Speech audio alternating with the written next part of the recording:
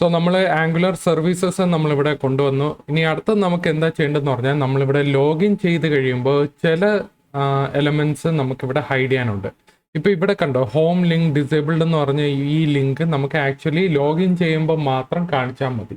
Okay, അപ്പോൾ ഇത് നമുക്ക് ഹൈഡ് ചെയ്യണം. ഓക്കെ, സോ അതിനെ ഹൈഡ് ചെയ്യാനായിട്ട് നമ്മളിവിടെ കുറേ കണ്ടീഷണൽ കാര്യങ്ങളൊക്കെ എഴുതും.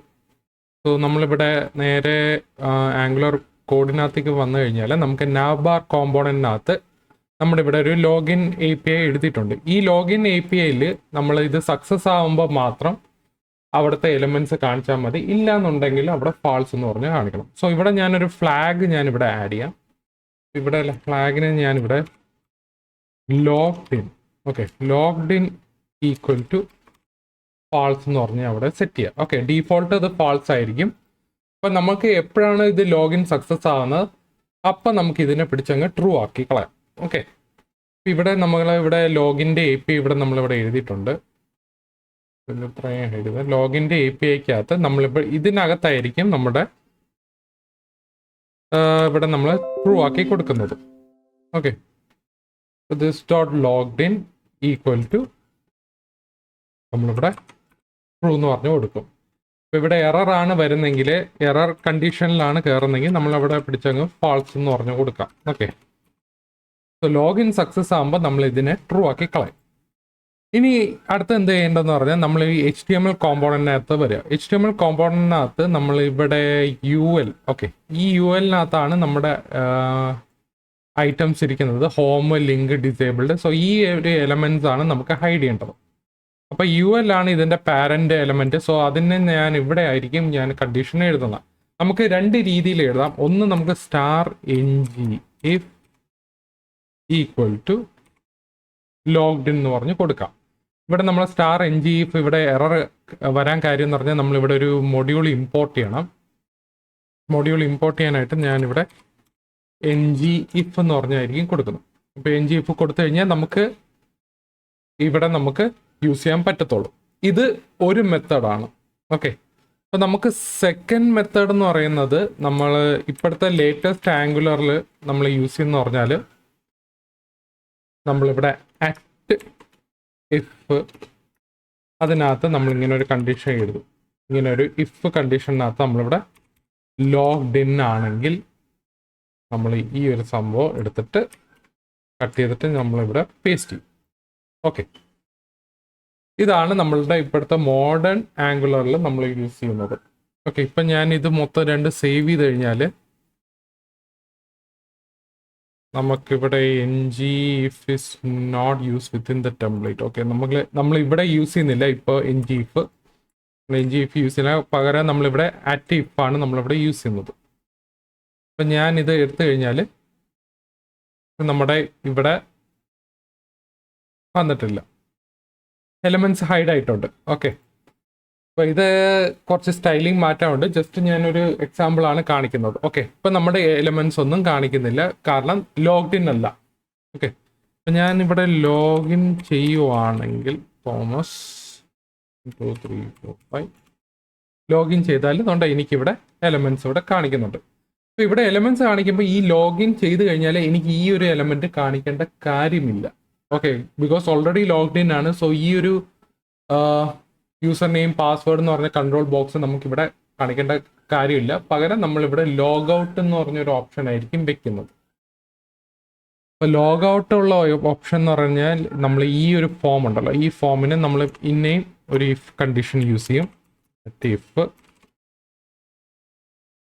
അതിൽ നോട്ട് ലോഗ്ഡ് ഇൻ ആണെങ്കിൽ ഈ ഒരു ഫോം നമ്മളിവിടെ കൊണ്ടുവരാം. ഓക്കെ, അപ്പോൾ അത് സേവ് ചെയ്ത് കഴിഞ്ഞാൽ നമ്മൾ പിന്നെയും യൂസർ എൻ്റർ ചെയ്യുക 2 3 4 5 ലോഗിൻ ചെയ്യുമ്പോൾ നമ്മളുടെ ഇവിടെ എലമെന്റ്സ് വന്നിട്ടുണ്ട്, ബാക്കി ഇവിടെ ഹൈഡ് ആയിട്ടുണ്ട്. സോ ഇവിടെ ലോഗിൻ്റെ സാധനം ഹൈഡ് ആകുമ്പോൾ നമ്മൾ മറ്റേ ലോഗ് ഔട്ടിൻ്റെ ഒരു എലമെന്റ് കൊണ്ടുവരണം. സോ ഞാനിവിടെ ഒരു തൽക്കാലം ഒരു ഡ്രോപ്പ് ഡൗൺ എലമെന്റ് ഞാനിവിടെ കൊണ്ടുവന്നിട്ടുണ്ട്. അതിൽ ആക്ച്വലി ഞാനിവിടെ ഈ ഒരു സാധനം എടുത്തിട്ട് ഞാനിവിടെ ഞാൻ എൻ്റർ ചെയ്യണം. ഓക്കെ, ഡ്രോപ്പ് ഡൗൺ ആയിട്ട് കൊണ്ടുവരാനായിട്ട്. ഇവിടെ നോക്കിക്കഴിഞ്ഞാൽ നമുക്കിവിടെ പിന്നെ നമ്മളെ യൂസർ എൻ്റർ ചെയ്യണം. ഓൾമോസ്റ്റ് 2 3 4 5 ലോഗിൻ ചെയ്ത് കഴിഞ്ഞാൽ നമുക്കിവിടെ വെൽക്കം യൂസർ എന്ന് പറഞ്ഞ സാധനം ഇവിടെ വരുന്നുണ്ട്. ഇവിടെ നമ്മൾ കുറച്ച് എഡിറ്റ് ചെയ്യാനുണ്ട്. അപ്പം അതിന് നമ്മളിവിടെ HREF ഒന്നും നമുക്കിവിടെ യൂസ് ചെയ്യേണ്ട കാര്യമില്ല. HREF വേണ്ട. നമുക്കിപ്പോൾ ഇവിടെ പ്രോപ്പറായിട്ടൊരു ഡ്രോപ്പ് ഡൗൺ ഇവിടെ വർക്ക് ആവുന്നില്ല. അതിന് നമുക്ക് കുറച്ച് കാര്യങ്ങൾ ചെയ്യാനുണ്ട്. ലോഗിൻ ചെയ്യുമ്പോൾ നമുക്കിവിടെ യൂസർ സാധനം വന്നിട്ടുണ്ട്. നമ്മൾ ഡ്രോപ്പ് ഡൗൺ ഇവിടെ വർക്ക് ചെയ്യുന്നില്ല. ഇവിടെ നമ്മൾ എന്താ ചെയ്യുന്ന പറഞ്ഞാൽ നമ്മൾ ബൂട്ട് സ്ട്രാപ്പിന്റെ ഡ്രോപ്പ് ഡൗൺ ആയിരിക്കും നമ്മളിവിടെ കൊണ്ടുവരാൻ പോകുന്നത്. ഓക്കെ, അപ്പോൾ അതിന് മുന്നേ നമുക്ക് ഈ വെൽക്കം യൂസറിനും ഈ യൂസർ മാറ്റിയിട്ട് നമ്മളുടെ യൂസർ നെയിം നമുക്കിവിടെ ആഡ് ചെയ്യാം. അതെങ്ങനെയെന്ന് പറഞ്ഞാൽ നമ്മളിവിടെ ഒരു username equal to MT തൽക്കാലം MT എന്ന് പറഞ്ഞു കൊടുക്കാം. അപ്പോൾ നമ്മൾ ഇവിടെ വരുമ്പോൾ നമുക്കിവിടെ this dot username equal to നമുക്ക് വരുന്ന റെസ്പോൺസ് എന്ന് പറഞ്ഞാൽ 2 ടൈപ്പ് റെസ്പോൺസ് ആണ് വരുന്നത്. ഇവിടെ റെസ്പോൺസ് ഞാനിപ്പോൾ എനി എന്ന് പറഞ്ഞു കൊടുക്കാം. റെസ്പോൺസിനകത്ത് നമുക്ക് വരുന്നത് യൂസർ നെയിമും പാസ്വേഡും ആണ്. അല്ല, യൂസർ നെയിമും അതുപോലെ തന്നെ ടോക്കൺ ആണ്. ഓക്കെ, ഇതാണ് നമുക്ക് വേണ്ട യൂസർ നെയിം. ഇതിൽ വരുന്ന റെസ്പോൺസിനകത്ത് ഒരു JSON ഒബ്ജക്റ്റ് ആണ്. അതിൻ്റെ അകത്ത് യൂസർ നെയിമും ടോക്കൺ കാണും. നമുക്കിപ്പോൾ യൂസർ നെയിം ഇവിടെ സെറ്റ് ചെയ്യാം. എന്നിട്ട് നമ്മൾ ഈ യൂസർ നെയിം എടുത്തിട്ട് ഇവിടെ വെൽക്കം യൂസർ ഉണ്ടല്ലോ, ഈ യൂസർ മാറ്റിയിട്ട് നമുക്കിവിടെ നമ്മുടെ സാധനം കൊണ്ടുവരും. സേവ് ചെയ്ത് കഴിഞ്ഞാൽ നമുക്കിവിടെ ലോഗിൻ ചെയ്യുമ്പോൾ യൂസർ മാറി നമ്മുടെ ഇവിടുത്തെ യൂസർ നെയിം വന്നു. സോ ഹാർഡ് കോഡ് ചെയ്ത സാധനം നമുക്ക് മാറ്റി നമ്മൾ ഡൈനാമിക് ഒരു യൂസർ നെയിമാണ് ഞാനിവിടെ കൊണ്ടുവന്നത്. ഇനി നമുക്ക് ഇവിടെ ഡ്രോപ്പ് ഡൗൺ വർക്ക് ചെയ്യിപ്പിച്ചെടുക്കാം. ഇപ്പോൾ ആംഗുലറിനകത്ത് നമ്മൾ NGX ബൂട്ട്സ്ട്രാപ്പിലേക്ക് പോയി കഴിഞ്ഞാൽ നമ്മൾ ഇവിടെ ഡ്രോപ്പ് ഡൗൺസ് എടുക്കുക.